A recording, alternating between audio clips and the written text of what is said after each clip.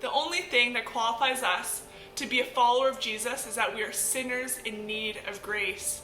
Jesus only calls sinners, as Matthew is about to find out in Matthew 9:9-13.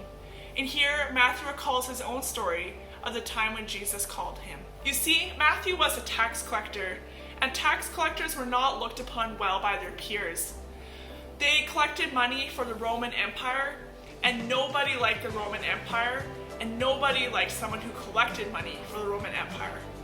So not only did tax collectors collect money for another nation, but they also cheated their fellow Jews out of money by charging them too much. So they were alienated, they were despised, and oftentimes when people talked about tax collectors in the Bible, it was often a synonym for sinners. But Jesus calls Matthew, the tax collector, to follow him.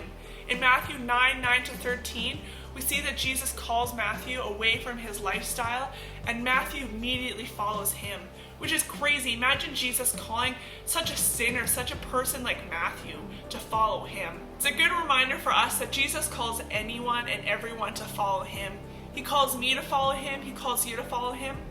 And sometimes it's hard for us to grasp because we think that what we've done, that Jesus won't accept us because of what we've done, or that we don't have anything to offer Jesus. But we see Jesus throughout all the Gospels reaching out to those on the outside, those who were cast aside by their communities, by their families, by their friends.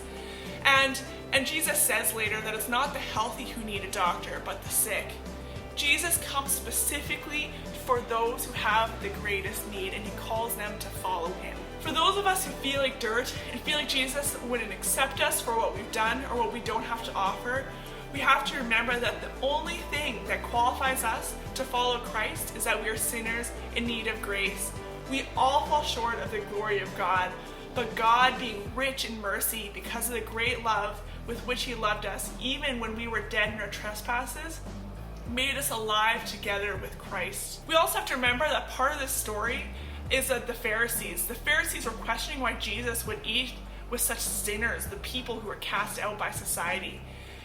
And maybe some of us feel like the Pharisees. Why does Jesus seem to call those who are the lowest of the low, who we might think of as dirt, even though we might not say it out loud?